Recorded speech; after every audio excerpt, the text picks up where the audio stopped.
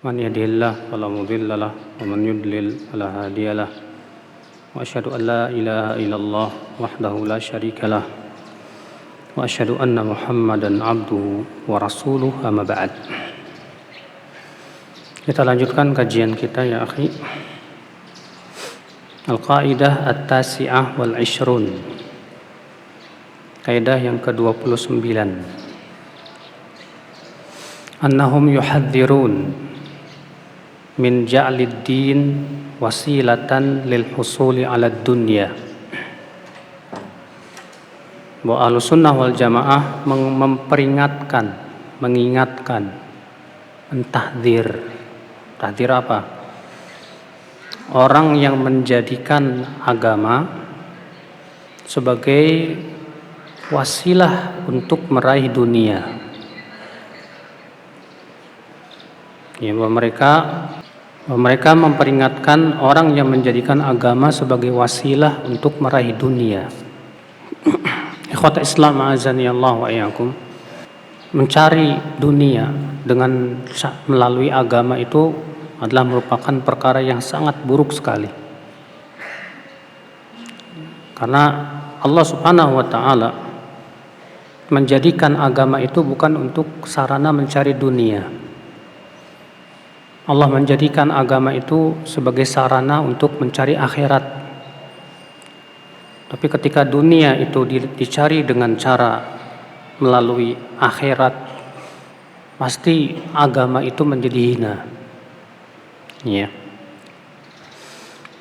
Dalilnya banyak, diantaranya surat Al-Isra ayat 18.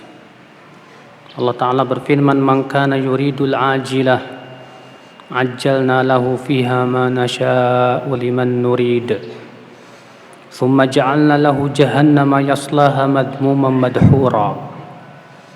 Barang siapa yang menginginkan kehidupan dunia dari amalannya, maka kami akan percepat untuknya apa yang dia inginkan tersebut padanya apabila kami menghendaki.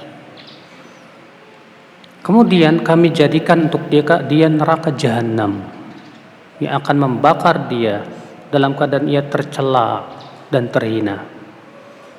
Lihat, Allah Subhanahu wa taala mengatakan bahwa orang yang menjadikan amalan dia sebagai wasilah untuk mendapatkan dunia, Allah akan jadikan apa? Ya, Allah berikan dalam kehidupan dunia apa yang dia inginkan tersebut bagi siapa yang Allah kehendaki. Tapi nanti dalam neraka jahanam Allah tidak berikan apa-apa kecuali neraka. Ya, di akhirat tak dapat apa-apa. Ini bahaya sekali ya, Islam azani Allah wa iyyakum, yang menjadikan dunia sebagai wasilah atau menjadikan agama sebagai wasilah untuk mendapatkan dunia. Di antara dalilnya juga Allah Subhanahu wa taala berfirman dalam surat Al-Baqarah ayat 200. Fa idza qadaytum manasikakum fadhkurullaha kadzikrikum aba'akum aw ashadda dzikra. Faminan nasi man yaqulu rabbana atina fid dunya wa ma lahu fil akhirati min khalaq. Apabila kalian telah menyelesaikan manasik haji kalian, maka berzikirlah kepada Allah seperti kalian mengingat bapak-bapak kalian atau lebih, ya, lebih dari itu. Lalu kata Allah apa? Di antara manusia ada yang berkata, Rabbana atina fid dunya. Ya Allah, berikan kepada kami di dunia. Wa ma lahu fil akhirati min khalaq. Sementara akhirat sama sekali tidak ada bagian dia untuk diminta. Ya, Imam At-Tabari ketika menafsirkan ayat ini, kata Imam At-Tabari apa? Ini celaan Allah terhadap orang-orang musyrikin Quraisy. Di mana orang-orang musyrikin Quraisy itu kalau berdoa setelah haji tidak ada isinya doa minta akhirat, Pak. Isi doanya 100% cuma minta dunia aja. Minta rezeki, minta anak, minta macam-macam. Sementara tidak ada sama sekali isinya untuk minta kebaikan apa? Akhirat. Maka Allah mengecam mereka. Bayangkan Pak, kalau kita berdoa saja 100% isinya dunia, dicela oleh Allah Subhanahu wa taala. Iya, banyak di antara kita kalau berdoa isinya dunia aja. Ya minta apa? Dinaikin gaji, minta apa lagi? Dinaikin kedudukan, minta apa lagi? Diluaskan rezeki, minta apa lagi? Tapi untuk minta akhiratnya terkadang tidak sama sekali. Makanya seburuk-buruk doa itu adalah yang isinya cuma minta dunia. Nah, bagaimana dengan doa Nabi SAW? Kalau kita melihat doa Nabi, maka doa Nabi itu menggabungkan antara kebaikan dunia dan akhirat. Makanya Allah menyebutkan setelah ayat ini apa? Wa minhum may yaqulu rabbana atina fid dunya hasanah wa fil akhirati hasanah wa qina adzabannar. Di antara mereka ada yang berdoa, Rabbana atina fid dunya hasanah wa fil akhirati hasanah wa qina adzabannar. Kalau kita perhatikan doa-doa Nabi SAW selalu mencakup ini. Contoh misalnya doa Nabi SAW setelah sholat subuh apa? Allahumma inni as'aluka ilman nafi'a. Terus wa rizqan thayyib. Terus wa amalan mutaqabbala. Ya Allah, aku minta kepada Engkau ilmu yang bermanfaat. Di sini ilmu yang mencakup apa? Ilmu agama maupun ilmu dunia. Dan rezeki yang halal. Terus apa? Dan amalan yang diterima. Masya Allah.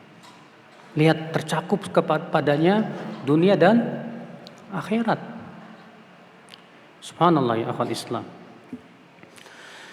Adapun dalil dari hadis Nabi Shallallahu Alaihi Wasallam. Di antaranya hadis yang dikeluarkan oleh Imam Bukhari dalam Sahihnya. Dari hadis Abu Hurairah radhiyallahu an, Rasulullah bersabda, "Ta'isa abdud dinar wa abdud dirham wa abdul khamisah. In u'tiya radhi wa illam yu'ta sakhit. Ta'isa wantakas wa idza syika falan tuqish."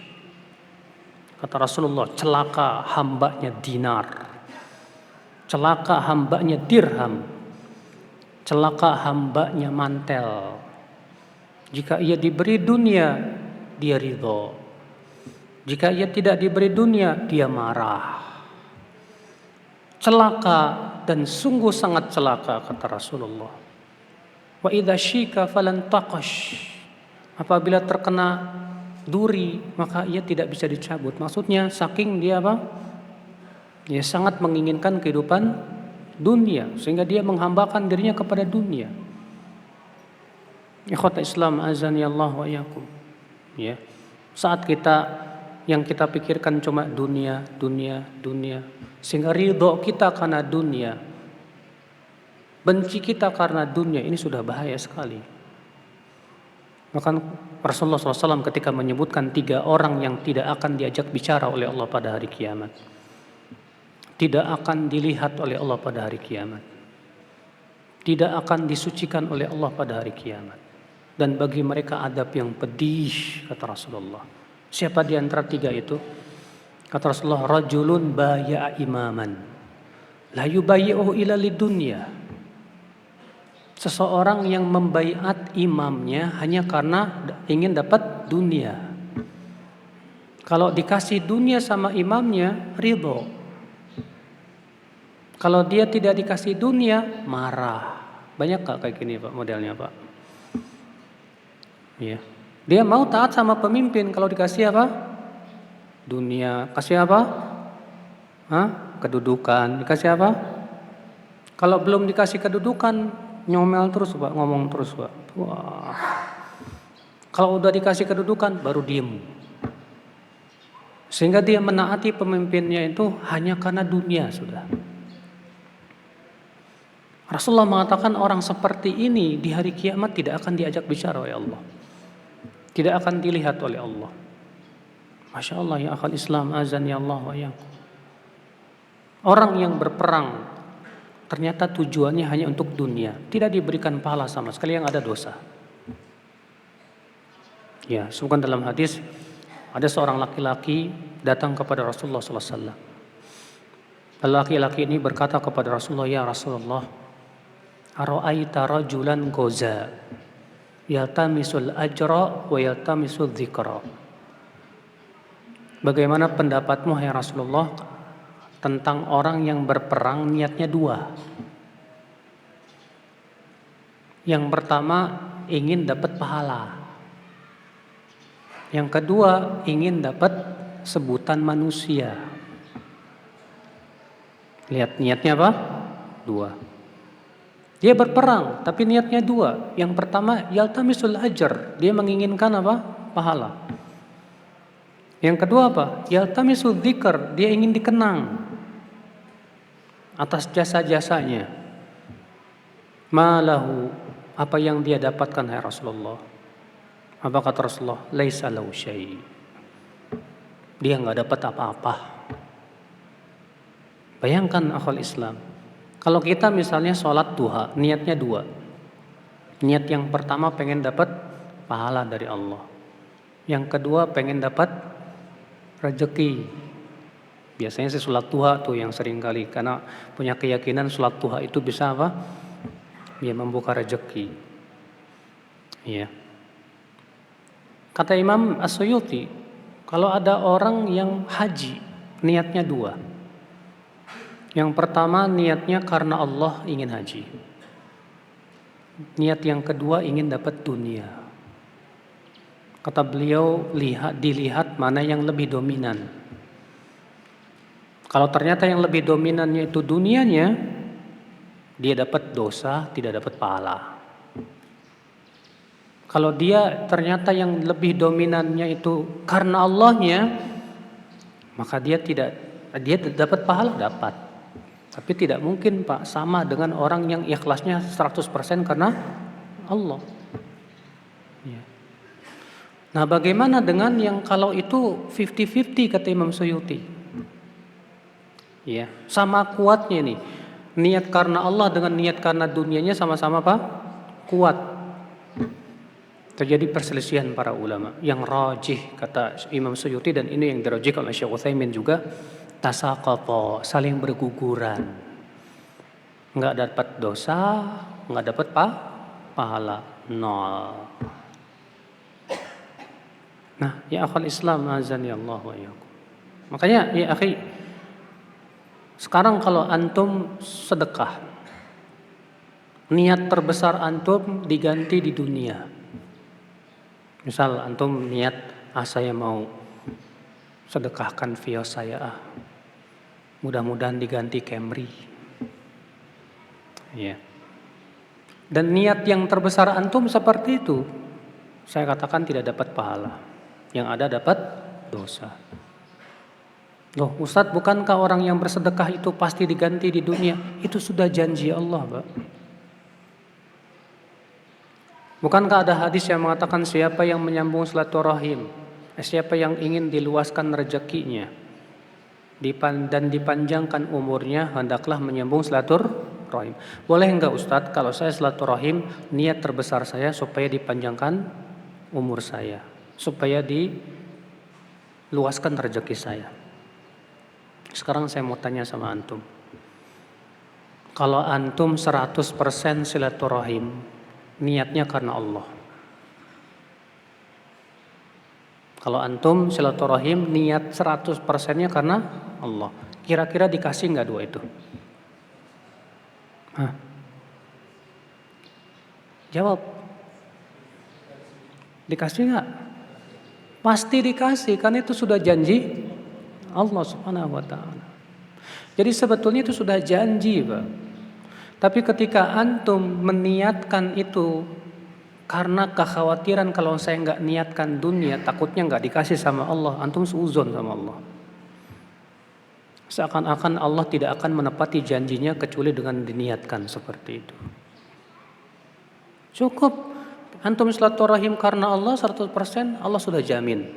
Udah dapat pahala, udah dapat apa? Janji dua tadi. Iya. Ini ada orang, saya pernah datang ke saya dan dia tanya, Ustadz, saya pernah bersedekah mobil saya dengan niat supaya diganti Vios. Sudah berapa tahun yang lalu Pak? 3 tahun yang lalu lah. Diganti Viosnya nggak Pak? Enggak. Saya bilang, Pak, kalau niat Bapak seperti itu, pahalanya udah pasti nggak dapet. Yang kedua, belum tentu diganti. Belum tentu apa? Diganti. Sampai dia meninggal dunia, nggak diganti sama Allah. Rugi tidak Pak? Rugi. Kenapa? Karena dia menginginkan balasan dunia. Makanya disebutkan dalam hadis riwayat Tirmidzi, Nabi sallallahu alaihi wasallam bersabda apa? Man kanat hammuhud dunya, siapa yang niat dia yang terbesar dunia saja. Apa kata Rasulullah? Farraqallahu alaihi syamlah. Allah cerai beraikan urusan dia. Iya. Wa ja'ala al-faqra baina ainaihi, dan Allah jadikan kefakiran itu di pelupuk matanya. Walam ta'tih minad dunya illa ma kutibalah, dan dunia pun tidak akan mendatanginya kecuali sesuai dengan takdir saja dari Allah. Wa man kanat hamul akhirah, sebaliknya kata Rasulullah apa? Siapa yang keinginan dia yang terbesar itu akhirat, sabbatallahu alaihi amra, Allah akan kokohkan urusan dia. Maksudnya dikokohkan apa Pak? Tegar ya, kuat di dalam beramal soleh. Ya. Walaupun dicaci maki ini, dia tidak akan peduli. Kenapa? Karena tujuan dia apa? Akhirat. Wa ja'alal ghina fi qalbi, dan Allah akan jadikan kekayaan itu di hatinya. Bayangkan. Orang yang menginginkan akhirat saja di hatinya, dia akan menjadi kaya hatinya. Wa atatud dunya wa hiya raghimah, dan dunia akan mendatanginya dalam keadaan dunia hina di matanya. Ini balasan buat orang yang menginginkan apa? Akhirat. Makanya ya akhi, azani Allah wa iyyakum, jangan sampai dunia ini dijadikan sebagai tunggangan, agama ini jadikan tunggangan untuk meraih apa? Dunia. Lah, jangan ya akhi. Iya. Din ini mulia, agama ini mulia. Jangan jadikan tunggangan untuk mendapatkan kedudukan. Jangan untuk jadikan tunggangan untuk mendapatkan meraup harta dan yang lainnya. La wallah. Kalau antum menuntut ilmu agama, tujuannya ingin dapat dunia, wallah antum terancam dengan neraka. Sebagaimana dalam riwayat Tirmidzi, dalam riwayat Imam Ahmad dalam musnadnya, Rasulullah SAW sabda, man talabal ilm mimma yubtagha fihi wajhullah la yatlubu illa li'aradhi minad dunya lam yajid urfal jannah. Siapa yang menuntut ilmu yang seharusnya dia tuntut itu karena Allah, tapi ia menuntutnya karena ingin mendapatkan apa? Dunia. Ilmu yang dimaksud di sini kata para ulama ilmu akhirat ya. Maka dia tidak akan mencium bau surga. Beda kalau ada orang yang menuntut ilmu dunia tujuannya ingin dapat dunia, enggak masalah. Karena memang ilmu dunia tujuannya untuk dapat apa? Dunia. Adapun menuntut ilmu agama tujuannya pengen dapat kedudukan dunia, ini bahaya ya. Ya. Ada seorang berkata ke saya, Ustadz, saya ingin anak saya cita-citanya mau jadi ustadz. Saya bilang, Pak, Bu, jangan jadikan cita-cita dunia ustadz itu. Ustadz itu memang sudah kewajiban dia untuk menyampaikan apa? Ilmu. Ya. Cita-citanya masuk surga, udah. Itu yang paling apa? Tinggi. Sebab kalau dijadikan cita-cita, saya udah jadi ustadz, ngapain lagi? La wallahi ya akhal Islam. Ya. Jangan sampai kemudian cita-cita ustadz itu tujuannya pengen supaya kayak ustadz, punya rumah gedung, punya mobil dan yang lainnya. La ya akhi, ini bahaya sekali ya akhal Islam, azani Allah wa ya. Ini ya akhal Islam, azani Allah wa. Jadi jangan sampai ya Ahlussunnah wal Jamaah memperingatkan dan selalu mengingatkan, jangan sampai menjadikan dunia agama sebagai wasilah untuk meraih dunia. Kaidah yang selanjutnya itu al-qaidah ats-tsalathun. Ya'taqiduna wujuba luzumil manhajin nabawi fi da'wati ila Allah. Ahlussunnah meyakini wajib berpegang kepada manhaj Nabi dalam dalam berdakwah kepada Allah. Ya. Wajib berpegang kepada manhaj Nabi dalam dalam berdakwah kepada Allah. Lihat Pak, ini poin penting sekali ini dalam masalah manhaj dakwah. Harus kita pahami Pak. Manhaj dakwah itu sudah Allah atur. Para nabi dari semenjak Nabi Adam, Nabi Nuh sampai Nabi Muhammad SAW, manhaj dakwahnya sama. Maka tidak boleh kita membuat manhaj baru dalam dakwah. Gimana sih manhaj para nabi? Baik. Banyak dalam Al-Quran Allah menyebutkan bagaimana manhaj dakwah para nabi. Yang pertama, mereka mendahulukan tauhid. Ya. Lihat berapa banyak ayat-ayat yang menyebutkan tentang para nabi berdakwah kepada tauhid kepada kaumnya. Banyak sekali.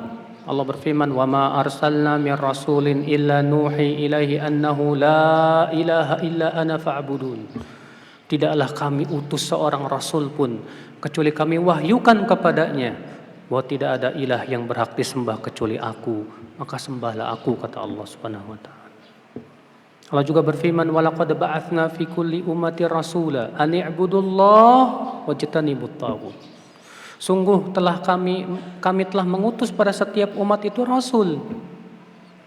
Apa kata mereka? Hendaklah kalian beribadah kepada Allah saja dan jauhi tagut. Apa itu tagut? Semua yang disembah selain Allah. Ini yang pertama. Maka kalau ada dai yang kurang perhatian terhadap tauhid, ini menyalahi manhaj para nabi. Ada dai dakwahnya nggak pernah menyentuh tauhid dengan alasan takut memecah belah umat.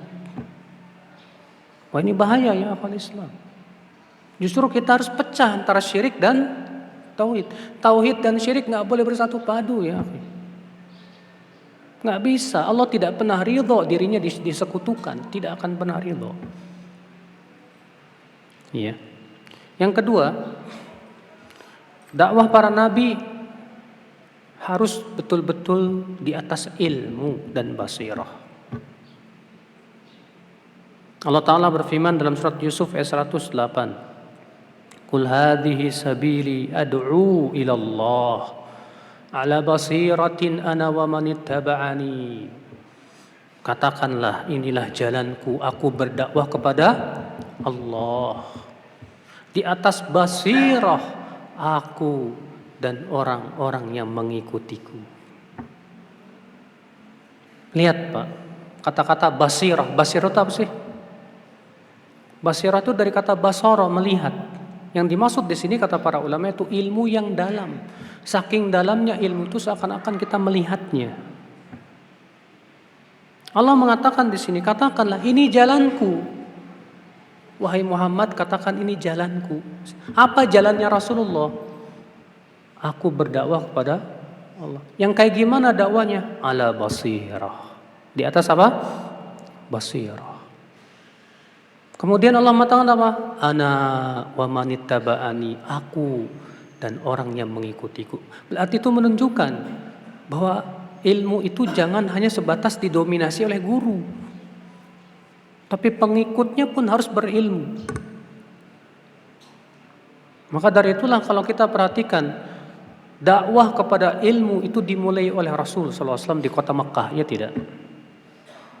Yang pertama kali Rasulullah dakwahkan ilmu dulu Pak. Jihad yang pertama kali ditegakkan di muka bumi ini jihad dengan ilmu. Sebagaimana sudah saya pernah jelaskan, Allah turunkan di kota Mekah sebelum disyariatkan jihad dengan perang. Allah berfirman, "Fala tuti'il kafirina wajahidhum bihi jihadan kabira." Jangan kamu menaati orang kafir itu dan jihadi mereka dengan Al-Quran, dengan jihad yang besar. Allah menyebut jihad dengan ilmu itu jihad yang besar. Lihat para sahabat fokus menuntut ilmu, Pak. Dan mereka tidak banyak fokus dengan mencari-cari mengikuti berita-berita terbaru gitu. Ya. Itu orang-orang khusus tertentu saja yang ditugaskan oleh Rasulullah SAW. Umar bin Khattab pernah berkisah, adalah aku dan tetanggaku saling bergantian menuntut ilmu. Hari ini aku pergi, tetanggaku pergi ke ladang. Sore harinya aku memberitahukan kepada dia apa yang aku dengar dari Rasulullah SAW. Esok harinya tetanggaku yang pergi ke Rasulullah, aku yang pergi ke ladang. Di sore harinya dia memberitahukan kepadaku ilmu yang dia dengar dari Rasulullah SAW. Lihat, bayangkan, Pak. Umar sama tetangganya nggak lepas dari menuntut ilmu. Apa kata Umar? Nah, ini nih yang membuat Masya Allah. Dan waktu itu hati kami merasa resah. Karena kami mendengar bahwa Raja Ghassan akan membawa tentara besar untuk menyerang kota Madinah. Subhanallah. Kata Syekh Abdul Malik Ar-Ramadhani mengambil faidah dari hadis ini apa? Bayangkan resah mereka ketika mendengar bahwa Raja Ghassan akan menyerang tidak membuat mereka putus dari menuntut ilmu. Dan bandingkan dengan di zaman sekarang, banyak pemuda, Pak, waktunya habis buat baca koran, baca majalah, ngikutin berita-berita hangat. Ya, banyak sekali. Bahkan orang yang menyatakan dirinya penuntut ilmu sekalipun juga. Anda lihat di Facebook itu, kalau bikin status tuh jarak yang isinya ilmu. Karena mereka tahu kalau mereka memberikan statusnya ilmu, nggak yang komen dikit. Tapi kalau komennya masalah dunia itu yang komen banyak, seneng tuh. Kenapa? Karena tujuan mereka pengen apa? Komen. Habis waktu. Buat apa? Ikhwata Islam azani Allah wa iyyakum. Makanya para ulama selalu menasihatkan nuntut ilmu. Bagaimana terkadang kita lihat ada pemuda-pemuda yang baru menuntut ilmu tapi sudah mengikuti berita hangat. Coba, Pak, yang seperti ini bisa bahaya loh. Bahayanya apa? Karena yang namanya berita butuh disikapi, tidak, Pak? Pasti akan disikapi. Nah, kalau ilmunya kurang, apa yang terjadi? Menyikapi berita dengan apa, Pak? Perasaan. Kalau sudah dengan perasaan bahaya loh, Pak. Hanya akan menimbulkan angin ribut. Makanya Allah Subhanahu wa taala mensifati orang munafik.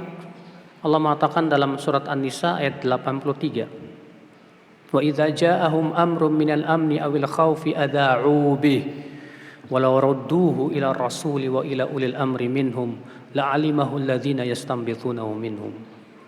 Apabila datang kepada mereka orang-orang munafik itu berita yang berhubungan dengan rasa aman dan rasa takut, segera disebar. Lihat. Kayak zaman sekarang langsung di-share. Lalu Allah berfirman apa? Kalaulah mereka kembalikan dulu berita tersebut kepada Rasul dan ulil amri. Ulil amri yang dimaksud dalam ayat ini para ulama. Maka akan tahulah di antara mereka yang bisa beristimbat apakah berita itu berhak disebar atau tidak. Ini Allah dalam rangka mencela orang munafik. Dan ternyata banyak penuntut ilmu di zaman sekarang terkena perangai kemunafikan ini. Dapat berita di Facebook atau dari mana langsung bus. Andai dia nanya dulu kepada para asatidah, para ulama, tidak ada. Karena masalahnya hati mereka sudah terbakar duluan. Ketika membaca berita yang membakar hati, kesal dan yang lainnya, pasti kita inginnya langsung berbagi, iya tidak Pak? Dan itulah memang cara musuh untuk menghancurkan Islam diantaranya. Maka dari itu yang akal Islam, kenapa para ulama selalu menasihati fokus ilmu. Antum tahu tidak Pak? Ya, kalau antum baca buku yang berjudul Madarikun Nadhar fi Siyasah, pandangan tajam terhadap politik, tuh Masya Allah, luar biasa buku itu. Cari buku itu, baca sampai selesai tapi ya. Karena kebiasaan orang Indonesia itu nggak pernah baca sampai selesai. Bahkan kalau kita ngirim kajian aja di IG atau apa, baru ngelihat judul langsung komen. Ya, kenapa? Malas. Padahal coba budayakan baca sampai selesai, biar tahu semuanya. Ya. Makanya saya paling malas ya. Kalau saya bikin kajian misalnya di IG, waktu ada yang nanya, padahal di kajiannya sudah ada itu jawabannya gitu loh. Ini orang kok nggak baca dari sampai akhir. Di situ disebutkan, Pak, ada seseorang datang kepada Syekh Albani rahimahullah, di mana pemuda Aljazair ini berkata, wahai Syekh, kami ingin menegakkan daulah Islam di negeri kami. Apa kata Syekh? Sudah berapa jumlah ulama kalian? Ya sekitar 1000 lah, belum cukup. Sekarang ulamanya 1000, umatnya jutaan. Ya, belum cukup kata Syekh Albani rahimahullah. Fokus ilmu dulu, ilmu. Wallahi ya akhi, di zaman sekarang ini banyak orang yang sama ilmu itu melihat dengan pandangan yang leceh. Sampai saya membaca sebuah buku yang berjudul apa itu? Ikhwanul Muslimin, anugerah Allah yang terzalimi. Wallahi ya akhi, pelecehan terhadap ilmu banget di situ. Dia bilang apa? Apakah problematika umat akan selesai hanya sebatas dengan duduk membaca kitab Fathul Majid? Apakah problematika umat Islam akan selesai hanya sebatas duduk membaca kitab syarah akidah Tahawiyah? La ilaha illallah. Saya katakan, apakah Anda hendak menyelesaikan problematika umat Islam dengan perasaan? Itu lebih mengerikan lagi. Kita duduk di majlis ta'lim, membahas kajian-kajian untuk menelurkan para ulama yang akan berbicara dengan ilmu, bukan dengan apa? Perasaan. Makanya lihat, di zaman sahabat Pak, ada permasalahan yang sifatnya kontemporer, itu hanya dibahas oleh orang-orang tertentu, para ulamanya saja, nggak sampai ke bawah. Rakyatnya sahabat diam. Iya. Lihat, ketika terjadi perdebatan antara Abu Bakar dan Umar tentang permasalahan Abu Bakar ingin memerangi kaum murtadin yang tidak, dan demikian pula memerangi orang yang tidak mau bayar zakat. Cuma ya dibahas di Dewan Syura aja udah selesai. Kalau zaman sekarang semua bicara, hatta penuntut ilmu ikut bicara. Musibahnya lagi penuntut ilmu sekarang udah kayak imam jarh wa ta'dil, Pak.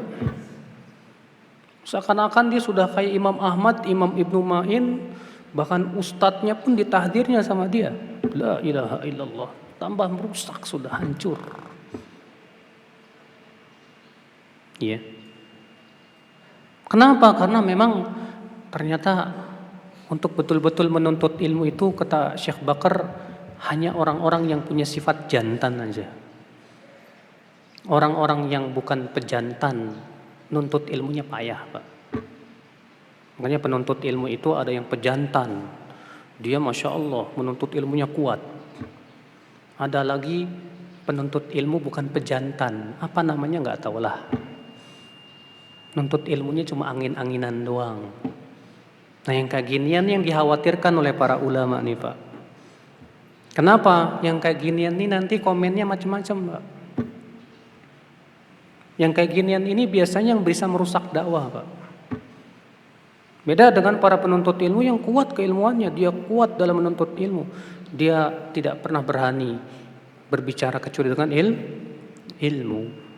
Dia berhati-hati, dia selalu berkonsultasi dengan para ulama besar di dalam memberikan apa? Ya sikap, vonis, fatwa maupun yang lainnya. Ikhwata Islam azani Allah wa iyyakum. Nah ini ya akhwal Islam azani Allah wa iyyakum. Jadi Ahlussunnah wal Jamaah meyakini wajib berpegang kepada manhaj Nabi dalam berdakwah. Berdakwah bukan dengan cara membuat cara baru gimana supaya orang tertarik dengan dakwah. Salah. Di zaman sekarang itu kan begitu Pak. Persis yang dikatakan oleh Mu'adz bin Jabal. Kata Mu'adz bin Jabal apa? Kelak nanti Al-Quran akan dipelajari oleh orang muslim maupun oleh orang munafik. Oleh orang besar maupun anak kecil. Lalu ada di antara mereka yang berkata, qad qara'tul Qur'an walam aran nas yattabi'uni. Aku sudah menghafal Quran, tapi kok aku tidak melihat orang-orang mengikuti aku. La yattabi'unani hatta abtadi'a lahum. Mereka tidak akan mengikuti aku sampai aku membuat cara baru. Apa kata Mu'adz bin Jabal? Iyyakum wa mabtada. Hati-hati terhadap orang seperti ini. Zaman sekarang Mbak, karena ingin gimana supaya pemuda ini dapat hidayah, bikin cara baru. Dakwanya pakai musik. La ilaha illallah. Padahal musik haram dengan ijma para ulama salafus saleh. Dicampur antara yang hak dengan yang batil. Dengan alasan irsyadul mujtama dalam rangka membimbing masyarakat. Kita katakan ya akhi, bimbing masyarakat di atas ilmu. Bukan dengan pendapat ra'yu. Membimbing masyarakat harus dengan ilmu sesuai dengan apa yang dalam Al-Quran dan hadis Nabi SAW. Jangan membuat cara baru yang tidak pernah enggak antum dengar para nabi berdakwah sambil di panggung musik-musik begitu? Wallahi ya akhi. Ya. Pernah enggak para nabi berdakwah sambil bernyanyi-nyanyi di panggung gitu? Tidak pernah ada. Bahkan Allah mencela para penyair, para penyanyi itu dalam Al-Quran. Wasyu'ara'u yattabi'uhumul ghawun. Para penyair, para penyanyi itu hanyalah diikuti oleh orang-orang yang sesat. Ini akhwal Islam azani Allah wa iyyakum. Nah ini jadi manhaj dakwah harus mengikuti manhaj dakwah para nabi. Ya, fokus kepada ilmu, fokus membahas tentang tauhid. Ya, demikian pula membahas perkara-perkara yang sangat penting dalam din dan agama ini. Allah ya akhi, kalau semua umat Islam sudah faham tentang din, berpegang kepada akidah yang sahih, menjauhkan kesyirikan, kebid'ahan, pasti Allah akan berikan janjinya. Allah akan kokohkan di muka bumi din ini. Ya, Allahu a'lam, ini saja yang bisa sampaikan.